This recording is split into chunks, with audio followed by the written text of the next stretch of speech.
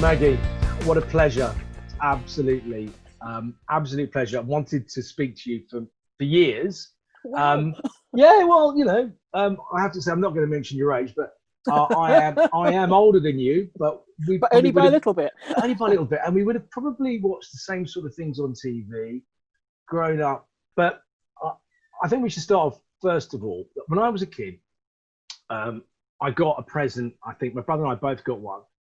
We were about 7 and 5 respectively, and they were NASA space outfits. Now, of course, they wouldn't have been very good in real space, but they're pretty good. Yes. So for us, that was it. I was definitely going to be an astronaut for at least 6 months of my young life. Now, I read one thing, and I want you to clear this up for me because it is annoying me. It has annoyed me ever since I read it because I had no way of really backing it up. Okay. It was, if all the stars, this is not planets, if all the stars that we know about were the size of a tennis ball, and they were placed in the Albert Hall, they would fill it up. Is that? Yeah. I think, well, just to put that in perspective, our local star is the sun. And all the other stars we see are similar to the sun. Some are bigger, some are smaller, but they're all stars as well. Now, we know planet Earth. If you took planet Earth and you took many planet Earths and squished them into the sun, you would fit about 1.3 million Earths into one sun. So just take the scale of the sun. Oh, you know the Hubble Space Telescope?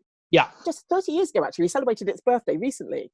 And one of the things it did is it took a picture of a piece of space we thought was empty. And it looked at this piece of space for 10 days. And then when we processed the data, what we found is that space wasn't empty. There were actually sort of points of light. And we analysed those points of light and we realised each one of them was a galaxy. Our galaxy is the Milky Way. Yeah. And our galaxy contains 300 billion stars. Oh, get out of here. 300 billion stars. So what it found is in our galaxy, 300 billion stars. Hubble estimated that in the whole of the universe, there are 100 billion galaxies. And I just love the numbers. It blows my mind. 100 billion galaxies each. Give or take. With how many billions of stars in each? Yeah. And so, ours is an average galaxy, which contains 300 billion stars. So, yeah, there are billions upon billions. And so I think the Albert Hall might be, even if they're just the size of a tennis ball, I think we'd be pushing the Albert Hall, actually. Really? So we could be Wembley. We could be Wembley. Yeah, why not? Go for Wembley. Madison, I don't know. A very big venue. But the point being, you've said that, when you look at just the vastness of space, the amount of galaxies, the amount of stars, there has to be other life forms out there, whatever they may be. Yeah, and I think most space scientists would agree with that because it's almost slightly conceited that we think, we're on, as you say, this small lump of rock going around an average star out of 300 billion stars in our galaxy, out of 100 billion galaxies, and we think we're the only life out there. But what I find really exciting is a whole branch of science called astrobiology, and it's trying to look at. One of the exciting things at the moment is we've been looking for life in our solar system. So, Mercury, Venus, Earth, Earth, we know there's life. And then we go to Mars, sort of Jupiter, Saturn, Uranus, and Neptune. We've been looking for life out there. We haven't found anything. We're now looking at some of the moons going around these planets, like Saturn has got some really good potential places where there could be life. But now we're not only looking within our solar system around our sun, we're looking at what we call exoplanets, planets going around other stars. And we're able to detect these now. And so far we've found about 2,500 of these, but we're verifying more and more of them all the time. And some of them have sort of liquid water in their atmosphere or water vapor in their atmospheres. So we're getting quite excited that, even if we can't find life in our solar system, maybe we can look beyond. And then we can start looking at what sort of life could live on these planets, because we can start looking at their atmospheres and working out what sort of life could potentially be there. And it blows my mind. It is Star Trek. But it is Star Trek, as I now know, is one of your favourite programs, right? Yes. Yeah. We're going to come to that as well in a bit. I just want to go back to the idea that if there was life, yes, it wouldn't necessarily resemble us, would it? Yeah, because the only example we have of life is life that we find on this planet. And so, and life we find on this planet needs sort of a few sort of key things, like sort of water, it needs a heat source. But even looking at life on our planet, sometimes we find life in places we just don't expect it. The fact we're finding life in places we didn't expect life to exist broadens our understanding of where life as we know it can exist.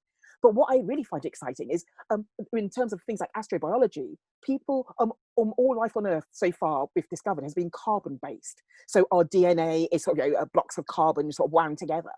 But if you look at the periodic table, the list of all the elements in the, yes, but there is the next one down is sort of silicon, and silicon could be the basis of a different type of life.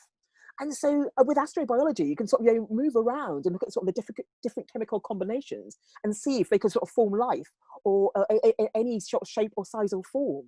And I find it very exciting. I'm going to name drop. I sat next to David Attenborough once, and we were having this discussion, and he was saying, no, you need water for life. And I was like, no, but that's life as we know it.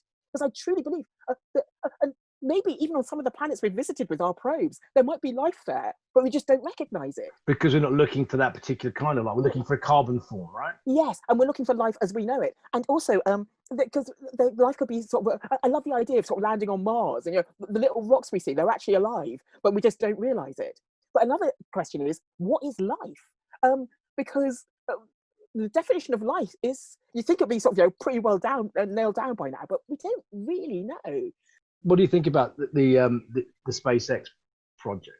It's funny because I was speaking recently about sort of the SpaceX launch to the International Space Station, and sort of people getting very excited about that. But the thing that excites me is that it is commercial. Because just like you, I've always wanted to get out there. It's been the driving force in my life, so much so. The only thing that sort of mitigated that a little bit was the birth of my daughter, because I have to wait till she grows up so we can go out together. But it's been the thing that's driven me in my life. But if we just rely on governments, we're not going to get out there anytime soon. I think it's 560 people out of all the people who have ever lived have gone into space. So that is sort of it's a sort of a slow progress. But immediately commercialization comes in, and look at mobile phones or flights. When the Wright brothers did their first flight, no one expected EasyJet. And so No, now, absolutely not right. quite now. But see, so commercialization sort of brings the price down with computers, with mobile phones. But at the same time, I think there's an ethical dimension that we need to be careful with commercialization. So the space traveler in me is really pleased that commercialization is happening. But I'm still slightly scared because commercialization, they're driven by other requirements. Okay, another question for you. We've talked about just how many galaxies that we know of. Yeah, approximately 100 billion, maybe 200 billion, but yeah. And as we know, space is still traveling, it's still expanding, it Expanding grows, outwards. Yes. expanding outwards. Now, I've been told that was from something called the Big Bang. Yes. How many billions of years did that happen? So about 14 and a half, around that. 14.5 billion years ago, there was a Big Bang. And, yes. and that is what is presently moving. Even those things, the Hubble has just, those galaxies the Hubble has just found, they're all from the Big Bang. Yes. What was there before there was a Big Bang? That's killing me. That's been killing me for a long time. See, a few years ago, I've been giving you the glib answer, and I'd say that the Big Bang created space and time and everything we know. So how can you talk about what came before time? So that would be the answer. But now we're looking at all sorts of amazing stuff, like sort of the multiverse. And we feel that perhaps this isn't the only sort of universe. There might be other universes. And so perhaps we expanded out of a previous universe. The problem is we don't know. We can sort of, we talk about the Big Bang because as all those 100 billion galaxies that I mentioned, we can see them by actually analysing their light. They're moving away from us. And so there's something called redshift and blue shift, where if something's coming towards you, the light gets bluer. And if something's moving away from you, the light gets redder. Hold it, is that right? Yes. And so most things seem to be redshifted because they're moving away from us. And so they're expanding outwards. And that's how we believe the Big Bang, we know that the Big Bang happened. And so with everything going outwards. What's it going out into? Well, so that sort of is your original question, what came before or what was the Big Bang in? So in science fiction, it's lovely because people play with these ideas. Like our universe is a marble in someone's game that they're playing in a much bigger universe. Your galaxy is just on the end of someone's fingernail, yeah? Yes. But that's not the case, is it? But what was there? Do we have any idea? No, we don't. And so, because we can see back in time, we can see everything expanding. So if we go backwards in time, we can see it sort of collapsing together. It's hard to go before the collapse. Because of the way that, and let's be fair, you made your own telescope when you were very young, which I think is just incredible. How long did it take to polish the glass to make a telescope? Grind and polish the mirror, and it was months because I used to watch Star Trek and sort of grind my mirror in front of this and Star Trek. Who's your favourite character? Oh, it's Lieutenant Uhura. The thing is, for a long time it was Spock because I liked his sort of cold logic, and as a child, I wanted to be sort of more less emotional and more logical.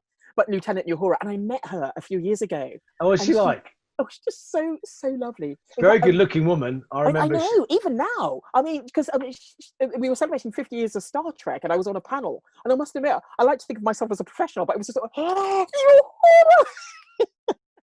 and so she was just wonderful. She always sat like at one of those kind of like laptop type desks before there were laptops, pushing buttons and lights that were blinking, while Captain Kirk sat with his swingy chair, looking around at her. Yeah. Yes. But let's be fair. She was a black lady, right? Yeah. And at that time, on national television, there weren't that many black people on TV, were there? Not many at all. There probably still are. There probably still are too few actually on screen and working behind screen. To be honest with you. Oh, yes. Having worked in the genre for a number of years. Yes, and so how many camera women are there? How many women directors? We still have a dichotomy, and yes, and sort of in terms of sort of black faces in front of and behind the screen. But it's quite interesting because if you are in that position, it's sort of you feel a bit of responsibility. I think it's quite interesting. We are in very interesting times in terms of that, and I don't have to point that out to you. I know that you've done a lot of work in terms of getting the message out there, particularly to young BAME kids, that to be a success in your lives, you don't have to just follow the path of so many into sport. Yes. Or into maybe acting and stuff like that. You can become a scientist like you, right? Yes, I think it's. I always tell kids to reach for the stars, and I tell them that my stars happen to be stars, but their stars could be anything they love, because I think it's so important to work in something you're passionate about, because we spend so much time at work. Why not do something you love? Totally agree. Yeah, and so I guess it shows that you love your work and what you do, and getting out there and making the documentaries too. And I think that comes across. So, but I think the problem is people are given almost stereotypes. You're black, you're female. When I was at school, I said, I want to go into science. Yeah, oh, you're black, you're female. You should go into nursing. But no, seriously, they said you're black, you're bright, and you're interested in science. You should be a nurse. There was no bright there. So. There was a sort of eureka moment for you, wasn't there, when you were at school? Can you talk me through that? Yeah, because at home, my father was talking about. So my parents split up. I was living with my dad and my three other sisters. And my father was saying, education is so important. When I was, 3 or 4 years old, my father was saying, okay, what Oxford College are you going to go to when you grow up? So education was sort of, okay, I have to get educated. So I went to school. I thought, okay, this is it. This is where you get educated. And because of the dyslexia, they just thought I was dumb. And so they left me at the back of the class. And, there with safety scissors and the glue and, just keep her occupied. So I remember I was at the back of the class, and it was a science class. And I paid a bit more attention to science, because science is what got people into space. And the teacher asked a question. And the question is, if 1 litre of water weighs 1 kilogram, then what does 1 cubic centimetre of water weigh? Now, being dyslexic, dyslexics are usually quite logical. And I worked out that 1 cubic centimetre of water is 1,000th of a litre. And so, and 1,000th of a kilogram is 1 gram. So therefore, 1 cubic centimetre of water should weigh 1 gram. I sort of did the calculation. And I remember sitting in the class and going, I think I might have this. And so I put my hand up. And then I sort of looked around the classroom and no one else had their hand up. So I put my hand down. But the teacher sort of looked at me and Maggie, she's got her hand up. Oh. She gave me an encouraging nod. So I go, Miss, is it 1 gram? I said, that's right. And at that moment, it really was, Heavenly Angel started singing. It was all, my goodness, because it was not only that I got it right, but no one else in the class had done that calculation. And so I think there's a great program that used to be on called Faking It. And it was just sort of about people doing extraordinary things by put in strange situations. And I think it's about confidence. And that sort of just gave me the confidence. If I can do that, what else can I do? And of course, this was science. So if I could do science, then, you know, some of my crazy dreams might just get a bit closer. So at this point, so how old were you when you worked out the weight of a cubic centimetre? Was it water again, or was it air? Water, yeah, one cubic centimetre. Yeah, so I was about 8, so 8, 9, that sort of age. So youngish, young enough to realise that despite your dyslexia, there was definitely a future for you in this environment. Yeah. And was that really? But also, you went to 12 different schools, didn't you, Meg? Yeah, how 13. 13? Some of them I must have been sort of, hi, bye. I just sort of passing through. Sorry, can I ask a question for that? Why so many schools? I gave a talk at a school the other day, and a kid said, "How did you get thrown out of so many schools?" I said, "No, it wasn't like that. I didn't get thrown out." And because but it was partly that my parents split up. So sometimes I was with my mum, sometimes I was with my dad. Some schools mysteriously closed down. I don't know. I didn't touch them. I don't know what happened. But because I think I was moving around and then sort of yes. So I just racked them up. How, with all that disruption, with the dyslexia, do you end up being the person you are, the scientist that you are? To me, it's what I call the crazy dream. All my life, so 1969, they went to the moon. I was inspired by that. I used to look at books. I didn't read them much because I was dyslexic, but I'd look at books with pictures of astronauts. And I thought, that's what I want to do. And I think because of that, there was a sort of an internal drive. And I think people are lucky if they have a crazy dream like that, almost an unfulfillable dream, because it drives you on and it makes you strive. And that's it. Life is always throwing hurdles, and you've got to duck and dive and overcome them. But when you've got your eye focused on that point in the distance, that golden shimmering thing, you learn more ways. And I think as a dyslexic, that's one of the things you learn. You learn how to sort of accommodate and sort of work round and find the best way that works for you. And it might not be the standard way, but it might be a way that works for you as an individual. So I think that's it. How much of an effect? Obviously, it does have an effect, but how heartbreaking was it possibly for you when you found out your mum and dad were splitting up? Can you remember it? Yeah, well, see, my parents actually split up when I was about 4 years old. And do you remember that? Can you remember that? I do, vaguely. So the details I remember are the silly things that a 4-year-old will remember. Because I remember my mum was moving to a sweet shop. I thought, sweet shop, yeah. And so that's what I latched onto. But I think, and it's quite interesting, because if you look at me and my sisters, I think I was almost in the sweet spot. It's either that or just I go through life with rose-tinted spectacles, because my 2 older sisters were much more aware of what was happening. Right. To me, I was, when you're 4, you hear sweet shop, your parents, you don't really cotton on to what was happening. That it came home later, because there was an ongoing custody battle which went on for many years. So I was more aware later, but at that time. And then my younger sister was very young. She was only about 1.5 years. And so, yes, and so I think that was quite rough on her. But for me, I was sort of, I was a 4-year-old gadding around thinking about sweets. Yeah, but did you move between the 2 parents? Yes, many times, which is why I clocked up quite a few schools as well. So sometimes in those days, when you got to a certain age, the court would invite you in and sit down and have a chat with you and say, so which parent do you want to stay in? And that was some of the hardest times of my life, because you had to effectively disown a parent, and that's a horrible thing to do to someone. So Maggie, I have to ask you, you have had a very interesting life so far, but this program is about people overcoming tough moments. Can you tell me what would you say was the toughest moment that you've overcome in your life so far? So I think there's been many things that have happened along the way. Exam results which weren't what I wanted, and have stopped me from perhaps doing something I dreamed of, and parents splitting up. And I was saying at first you didn't feel the impact, but as I grew up, choosing between parents was it's sort of things that wears at your soul. You worry about them. They go over and over in your mind. Have I done the right thing? Who have I hurt by making a decision? things that are projects I start. I'm saying I have lots of crazy ideas. Sometimes I start projects. It's lovely to speak about the successes, but yeah, my study is littered with things that didn't quite pull off. I gave Blue Peter a satellite, and there was a satellite launch, and we sort of named it Blue Peter 1, and we were going to do all sorts of environmental projects around it, but somehow it sort of died a death. It's yeah, great idea, but it doesn't quite fulfill. But to me, the key is to be successful. You don't not fail, but the key is to pick yourself up when you do fail and think, okay, that was horrible, that didn't work, where to next? Actually, also, the death of my father was quite debilitating. We were very, very close. And so when he died, it felt as if the world was coming to an end. But what I wanted to do was make his memory live on.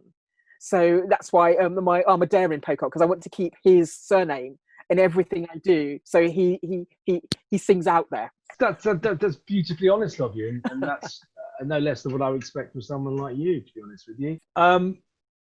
Your dad was Nigerian. Do you know whereabouts he was from in Nigeria? Oh yes.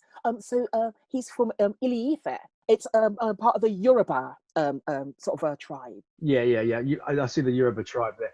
Many tribes in the area that is Nigeria. Yes. I've been there. I found it fascinating. People very, very generous, very, very, very warm, very, very I think quite fun gregarious. people to be. Gregarious is a very good term. You've been, haven't you? But only once, and that was probably about 2 years ago. When I always wanted my dad to take me so he could show me the Nigeria, because he spoke about it as a child. Spoke to me as a child and told me about Nigeria, and it just seemed like a magical place. And I wanted him to, because also you hear a lot about Nigeria, which isn't good, about corruption and things like that. And because it's sort of the birthplace of my ancestors, I wanted to go and enjoy it. So I wanted him to take me. Although I'm still planning a trip, hopefully with my mum. And what I really want to do is I want to take my daughter so she can see her heritage. And so I've been once, and I was quite nervous about going, but it was wonderful. I really enjoyed it. Why were you nervous? Why were you nervous? Well, actually, I think my biggest fear was I might not like it. Yeah, I guess so. There's always that. Yes. We can't look at the present times and not look at what's going on around the world as a consequence of what happened to George Floyd. Yes. I've been to Black Lives Matter demonstrations in the US, and I've looked at the deaths of particularly young black men at the hands of police across the United States for a number of years. There's a couple of things I want to say to you, and this is true. This is when I made a film in Memphis. I just looked back at it, and it's not about me. It's completely about young black men, actually. A comparison between a young black man and a young white man. You're likely to die before a white person by some way. Yeah. You're 6 times more likely to go to prison, and you're 10 times more likely to be shot. And there are more African Americans in prison today than there has ever been. Does that surprise you? What does that make you think? It makes me very depressed. It's funny, I was mentioning sort of having slight fears about going to Nigeria. When my first trip to America, I was very nervous because segregation didn't end in some places that long ago. Do you think that things will change now? Or do you think this is just another marker and it will take many, many years for people to change their outlook, and that racism is hardwired, not just into people in the United States of America, but across the world, including this country? Well, it's interesting because if we look at this country, when my father came in the 1950s, there were signs, I think no dogs, no blacks, no Irish, or whatever combination it was. And of course, that's illegal now. It's quite interesting because the fact that it's illegal sometimes it makes it go sort of underground, so you're not aware of it, but it might still be there.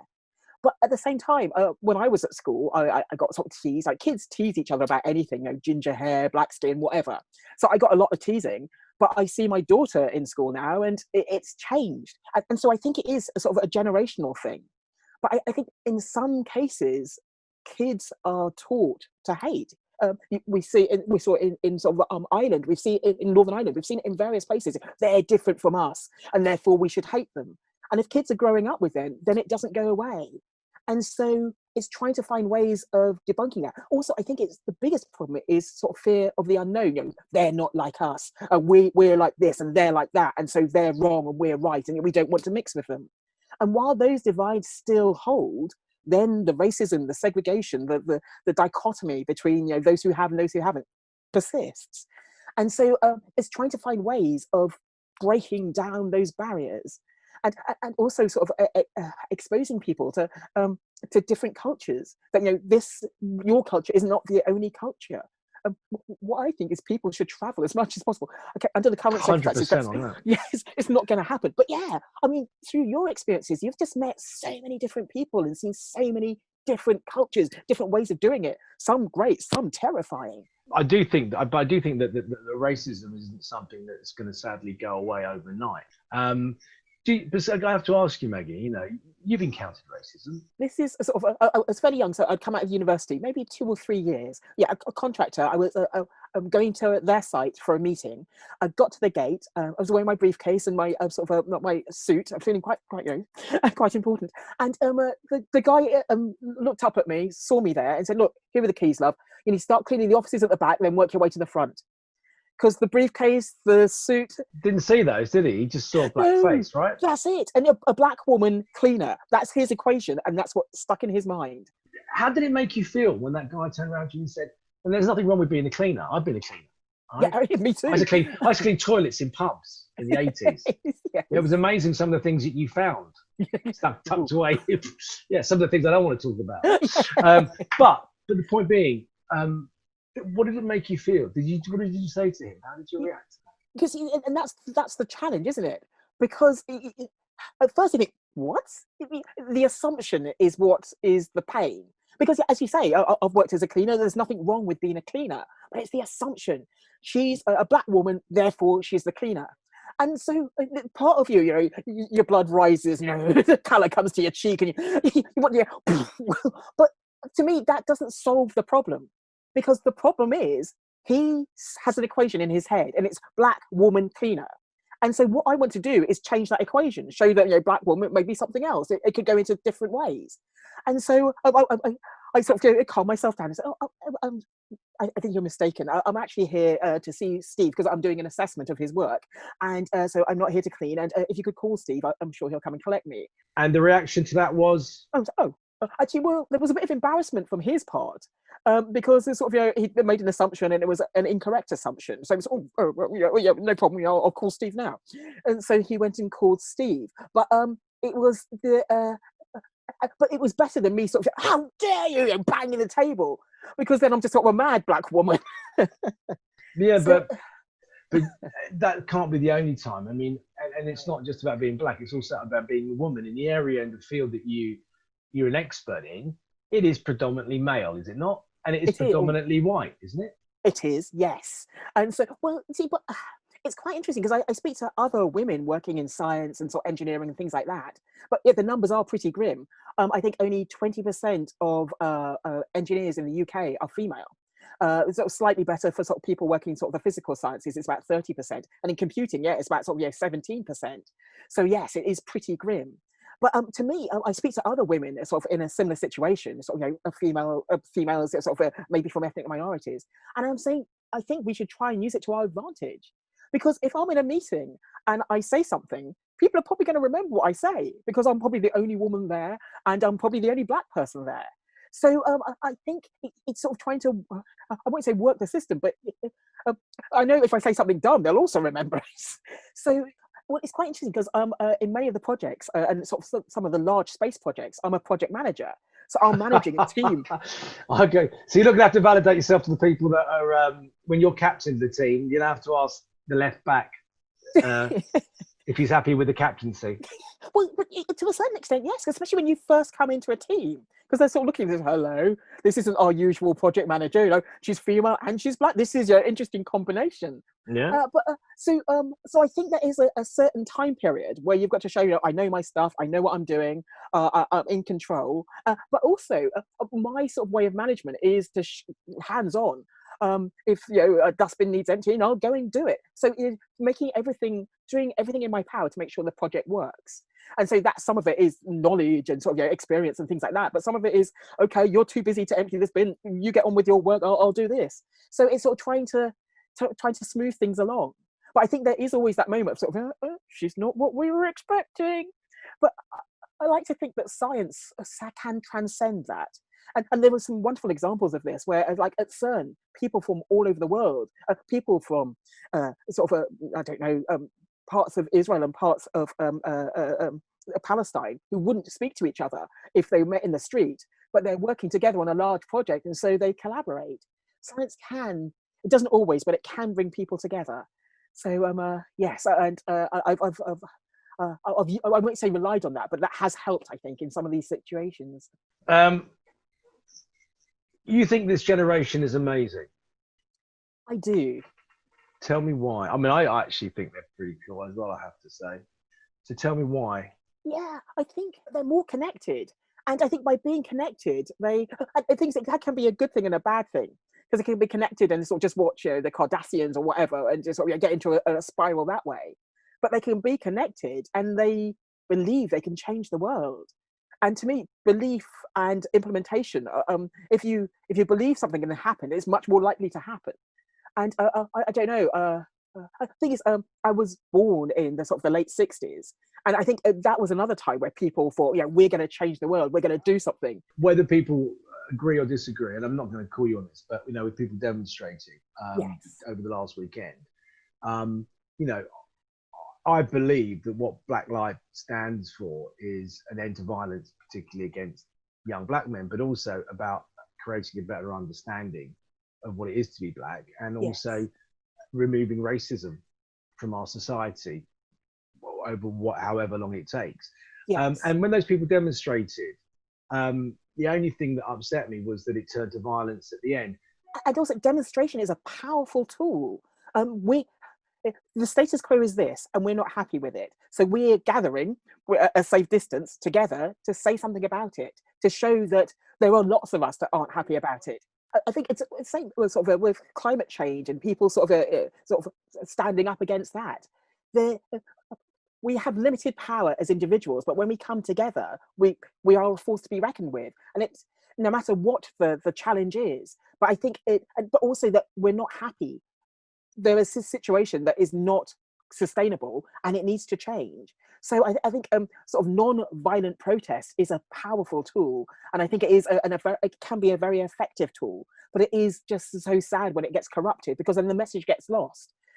I remember as a child when people they'd show pictures on TV, and it's sort of this criminal activity took place, and then they'd show a picture, and I'll be thinking, oh, please don't let them be black, don't let them be black. So it's sort of it's that sort of a feeling. And so when these demonstrations they're twisted into something violent, I think it does us all harm, no matter what color, race, gender, whatever. It does us all harm. Agreed. Climate change, another kind of campaigning issue for you. Yes. Are we still destroying the planet at an amazing rate, or are we learning anything? It'd be nice to think we're learning, but the problem with climate change is we need to act now, and that's why one of the reasons I think the youth are so powerful, because this is their future, and they want to stop us from messing it up. And so I think we're doing little things, but I think we need to work more concertedly, more together. That's one of the problems. One of the things I love about space is you just see planet Earth. You don't even see the humans, you just see planet Earth. And but down here on the surface, it's sort of the Americans can't work with the Russians, or they can't work the same. And so we're divided, and until we unite, we're not really going to solve the problem or get to the base of the problem. Do you think that, big industry, oil, for instance, big industry, oil, and countries that make vast profits from those industries are completely opposed to the idea of climate change? I think it's a good comparison with slavery. People had slaves; they were doing lots for them, and so when people came up and said, "Oh, we should," this is and this is anathema. We've got to abolish this. There was a reticence, and I think we're going through something similar with climate change. People think this is how we earn our living, and I think they are evolving, but I think it's too slow. unfortunately, I don't think given enough time, they'll sort of go on to other industries. They'll green or whatever. But we need to do it quickly, and that is where the challenge lies. So given 100 years, yeah, I think would be fine. But we haven't got 100 years. We need to act sooner. So I think, so I don't know if I think it is, when you've got a super tanker, it takes a while to turn it. And I think that's where the big companies come in. But we do oil. What else can we do? And they are thinking outside the box, and they're trying to change, but the super tanker's still heading in the wrong direction. Is it education? Or is it change? See, for that, I don't think it's education. People know the damage they cause, but it's a mindset. It's sort of a profit. It's sort of the shareholders. There's always an excuse for doing what we're doing, and that's why when we talk about sort of space and space becoming commercialized, commercial is driven by other things, and so I sort of welcome it, but I fear it at the same time, because it's sort of how much ethics you can have commercial, ethical commercial. But sometimes the ethics get pushed to one side and you get focused on something else. And I think it's just too easy for that to happen. But in terms of, I think we need better policing. What I want is sort of a global overseer. It sounds like a dictator. No, well, it sounds like Star Trek to me. Well, something like the United Nations, but with, Yeah, with teeth. Quite. They're able to do something.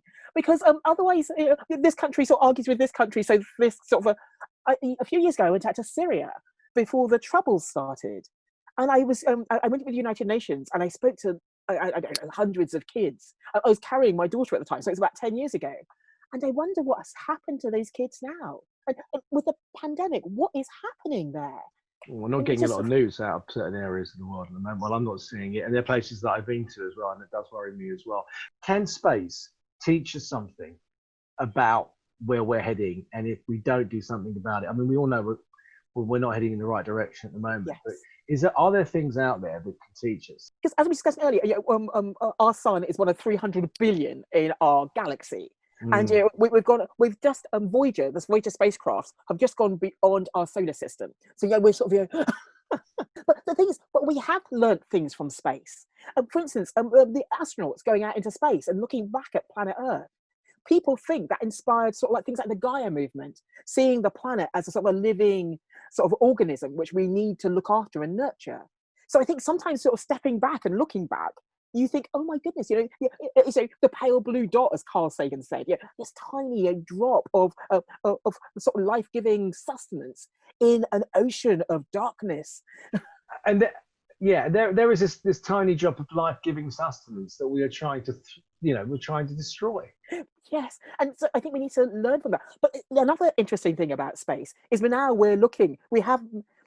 made a bit of a mess of planet Earth, and we're looking with Musk and other people about going to Mars and maybe terraforming Mars, making Mars more Earth-like. Sorry, hang on that subject. Isn't that where you want to retire? Yes. Mars is my retirement plan. Sorry, what happened to a nice cottage on the coast somewhere? Well, see, well, as a child, I used to watch Star Trek, and they travelled out there everywhere, and I thought, that's what I want to do. But then I realised the reality of sort of space travel is we haven't got very far at all. And if you look as you were saying, if you look at the planets of our solar system, Mercury is sort of about the size of the moon, sits right next to the sun. You can't go there. It's sort of there. Well, total white. Venus has a nice thick atmosphere, but average temperature on Venus is about 420 degrees. Is Pluto a planet? Is Pluto now a planet, or is it? It's not a planet, is it? No, well, Pluto is smaller than our moon. And the problem is, if Pluto is a planet, then all the other planets we find of that sort of size, the kids will be at school, having sort of huge... No, it's not a planet. How dare it? No, size does matter. And Pluto, you're out. But he's got lots of friends, fellow dwarf planets that are similar size. It's been fascinating talking to you. I mean, what does the future look like? I mean, in terms of our knowledge of space and what we can learn from it and what we can do to better understand it. So I think we're going in the right direction in terms of, I think, looking at the pandemic and things like that. And Stephen Hawking said the same. It's dangerous to have all humans living on one planet. So a colony on the moon, a colony on Mars, ethically done, I think is a good idea. So that it will spread the seeds of humanity out there.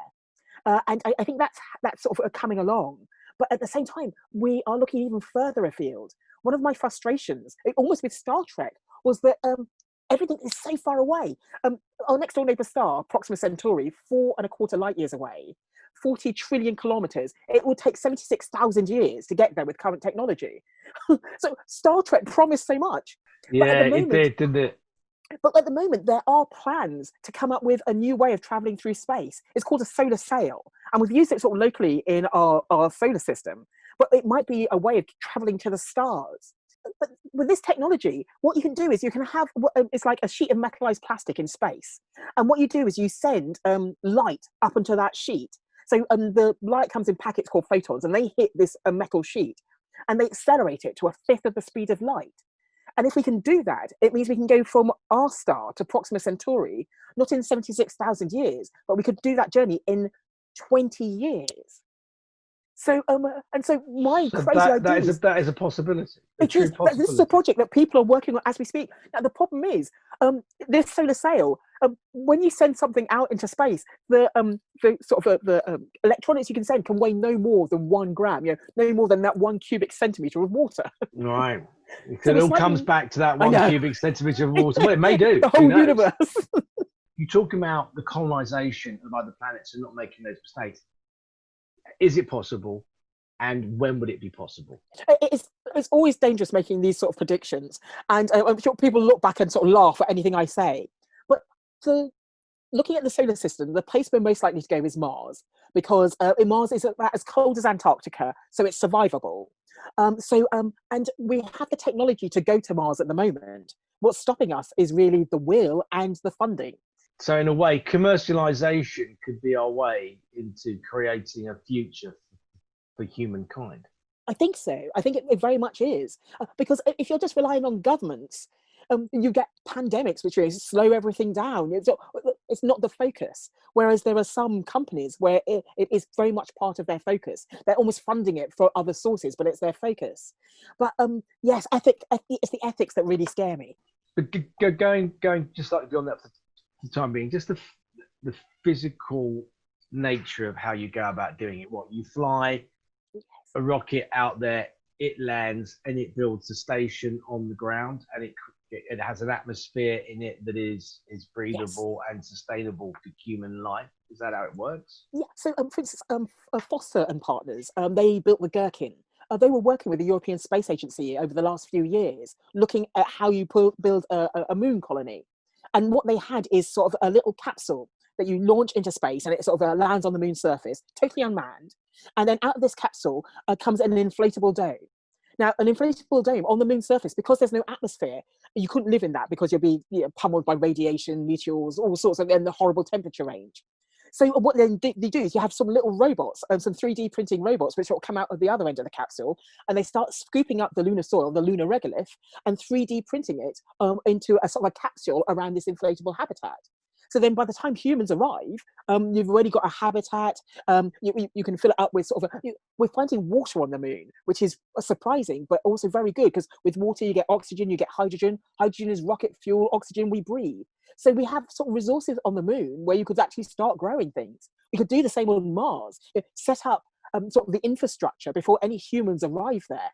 And I don't know if it'll be like the Martian or we're growing potatoes in poo, but you could add things to the soil so you could actually start growing things on Mars. And there are lots of different organizations that have plans to do this, but the problem is it is going to cost billions. And so it is getting that sort of that capital together to make it happen. No, I want to talk about something really serious before we say goodbye to each other. And I've made a few of these over my life. They're called clangers. Oh. Now, I believe, not that I was really jealous to begin with in terms of the knowledge that you have, but look, uber jealous now. Now, did they actually, Maggie, make a clanger of you or that represented you and had it in like a centenary edition? They made a program where I visit the clangers, and it's all right. Cut the interview. Cut. Actually, this is my major claim to life. I always want to be a soup dragon anyway. I don't want to be a clanger. The soup dragon and baby soup dragon. I've met them all now. But how big are they in real life? Oh, so actually, so slightly bigger than this. So this is sort of probably about this size. Oh yeah, because they have to be quite big. Can you imagine they're going to be a bit smaller than that, don't you, when you watch it? Yes, But because they need to sort of move the limbs. yeah, and then bring it all together. So you actually were in an episode of The Clangers. Because we went to visit them. Because I've always said that I became a Wait space a minute. It sounds like you got a rocket. Yeah. Well, You me and my daughter get about. took off from Guildford area. But yes, so there's this episode called The Visitor, and it's sort of celebrating the Clangers' 50th anniversary. And they made a little Maggie model. And she had plaits and everything, and a little visor. And I get to, and they leave me presents on the surface, and then I sort of the Major Clanger has makes a bit of a mistake, but I get to sort of shake hands, and when that happened, I cried because my 3-year-old self, this was my dream coming true. So what have you got coming up? Tell me what's next for you in terms of work, apart from obviously Sky at Night. That's ongoing, right? Yes, and it's quite interesting because we've been filming Sky at Night at home. So filming in the back garden and things like that, and you're sort of doing interviews like this with Zoom. So that's been really interesting.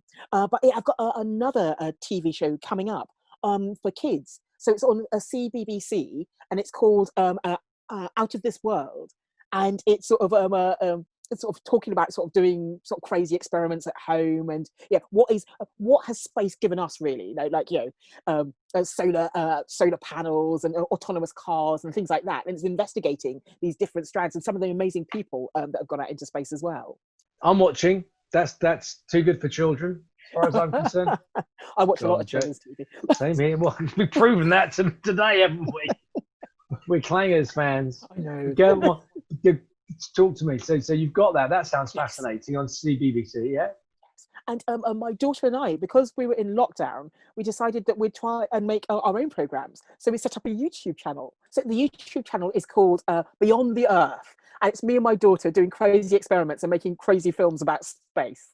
And it's been really good fun because we just do experiments together. And so we're trying to cover some of the sort of science curriculum and sort of make it sort of fun and crazy. So we just did a 24-hour solar challenge where we lived on solar energy for 24 hours and slept in a tent in the garden. But it's just trying to do crazy things, because science is powerful and science can change our lives. I wrote a book recently. And it's about one of my true loves, the moon. It's called The Sky at Night Book of the Moon, A Guide to Our Closest Neighbour, because I am a total lunatic. Whenever I see the moon, I'm totally mesmerised. And also writing a book about the moon was a bit of a lunatic thing to do for a dyslexic. But because it was the moon, it was a celebration. And so we looked at how people sort of love the moon in the past and how the moon is sort of helping us today just have life on Earth, and how in the future we might have colonies on the moon. So it's sort of a complete sort of it's a love song to the moon, really.